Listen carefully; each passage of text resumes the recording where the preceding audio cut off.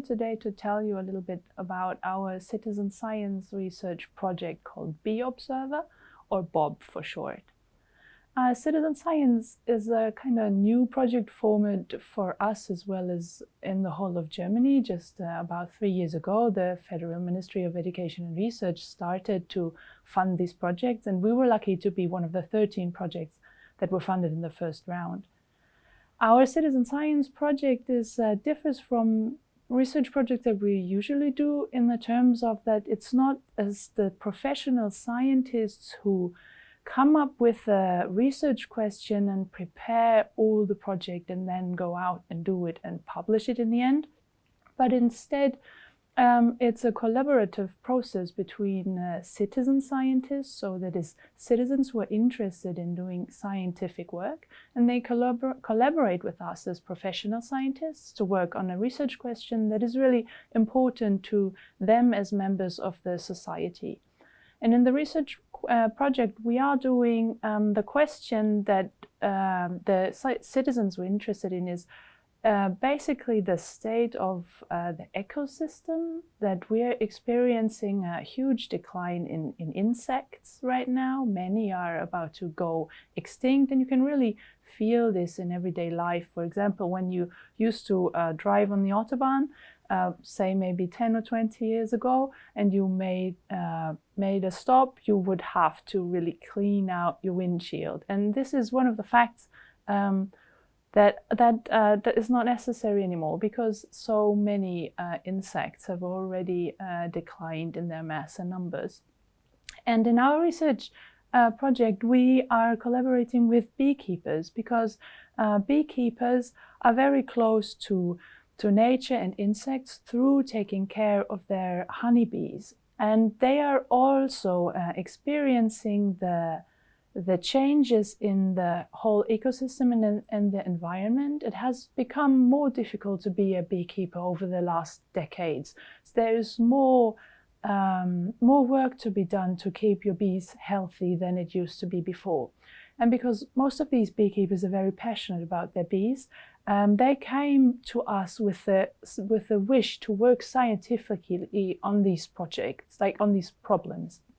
So we said, well, the beehive as a superorganism is really a good way to use this as an indicator mechanism, to say we can study these honeybee hives because there are many insects living together, always on the same spot. There's the beekeepers who have a lot of knowledge about their bees and their hives, and often they have been beekeepers for a very long time. So they have seen the changes, and even maybe if it is only subtle changes, but they have a feeling for things that are not the same as they were before. And so with them together, we came up with a research question saying, can we place sensors into a beehive and use this in combination with the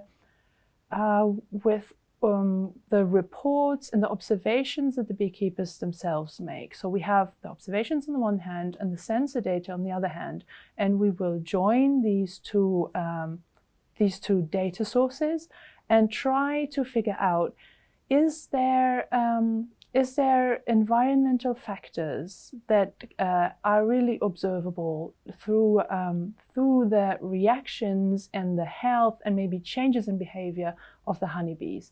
Is there beekeeping mechanisms or the way of beekeeping? Does that influence the health of the bees? Must there maybe be a change in beekeeping practices? Can we find scientific data saying, oh, look, your neighbor is doing this slightly differently, and in the changing conditions that we have now, this might be an easier way or a better way to keep your bees healthy.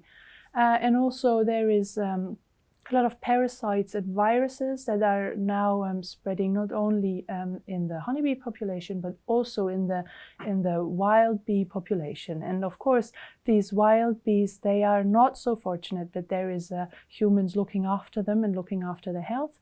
So it is really valuable if we can use the data that we gather and have this information, and to be able to maybe make also predictions or changes for the wild bee population.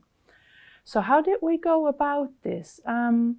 we got in contact with a group of so-called makers that are in their professional life. They are maybe electrical engineers, they have contact with computer science, or they just as a hobby like to program, like to tinker around with all kinds of electronic devices. We joined forces with them and said, let's develop a sensor kit that is easy to assemble by citizens themselves, that is easy to maintain, to manage, that is all open source. So you can download the blueprints for, say, the electronics. You can really easily get a hold of the sensors. And with these sensor kits, we will distribute these sensor kits to, we aimed for 200 beekeepers throughout of Germany.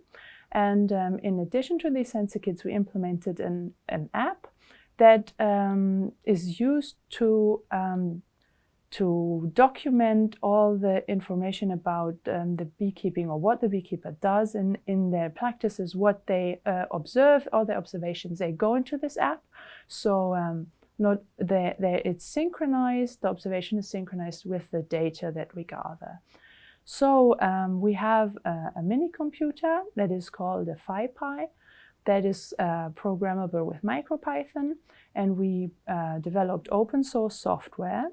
And with this software, there is the measurements in the hives is done at a set rate, because we of course are concerned about scientific standards. So we want to make sure that all our data is recorded with the same equipment, with the same measurement cycles, and it comes to one central server together with the observations the beekeepers make. And then the data scientists come in. So we are actually lucky enough to have found some citizens who are in their daily life data scientists for say for a bank or for music industry. And these are professionals that said, I want to be part in the citizen science project as well and use my skills in data analysis. So they came in, and together with us as data scientists, researchers, we set to work to develop algorithms that will take all these different sources of data. Say, for example, we have a temperature sensor, we have a scale below the beehive, we have a humidity sensor. And all these sensors by themselves, they will not tell you much about the bees or about their health or about the environment. But combining these with the open weather data that is available in Germany, with the observations of many beekeepers, if you combine all these, and then you can start developing algorithms that make information that is usually not so easily observable. You can dig out this information and then show this, give this, like in the feedback loop, give this back to the beekeepers. This is the essential part of the project. So it's two steps. First, we're in the data acquisition phase, where we gather all the raw data onto a server. So the software we developed is taking care of sending the data to the server. The beekeeper doesn't need any knowledge about computer science or about server infrastructure. He just gets the kit and does his beekeeping as usual, writes down online his observations, and all the data is sent to the server. But in the next step of the project, we will have the decentralize the data analysis. So the algorithms will run on the mini computers, and only then the information that is already through information fusion and artificial intelligence, the information that is already taken up on, say, a higher level, this is then going to be sent out to the beekeepers. And we had some, in the process of coming up with the research questions, we did some, we got together with the beekeepers and asked them, so what is it that in your daily practice are events that you really would be interested to know about, maybe in advance? Could we maybe predict some events that happen? Could we see an earlier onset of a disease? So you could actually be able, as a beekeeper, to react to threats faster, and maybe are therefore able to take even better care of your bees as you had been in the past. So this is one thing that the beekeepers were really interested in themselves. This is what they said. They said, for example, during winter time, it is really hard to know whether your bees are close to starving or not, because this is just something that is imminent to beekeeping in our kind of climate. You cannot go and look at your bees and open the hive as you would usually during the summertime, because if you do this, if you go to the bees, you open the lid, you look at them closely, then you have basically they will freeze. So you cannot do this. But on the other hand, if they are about to starve because they have accidentally moved away from the food supplies that they still have, you don't act then, your bees will starve. So you're in a kind of dilemma, but it's unsolvable in praxis right now. But if you had the sensor system, this is our aim, then you would be able to see this threat coming, and then you could maybe take some measures of saying, okay, I need to maybe relocate the food source, or take the effort of actually carrying my bees into a warmer house just for this one instant and save them from starving, and then putting them back out again. But this is something you cannot do on a regular basis. But if the app is able to give you a warning signal, say, we think that there might be imminent danger, then this is a totally different story. Then you can go out and take these emergency measures. So as you can see with the citizen science project, it's really interesting from a scientist kind of perspective, because you are in touch with the people who are actually benefiting from your science. They have much more insight or a different view on the problem you are working on than you would have as a scientist.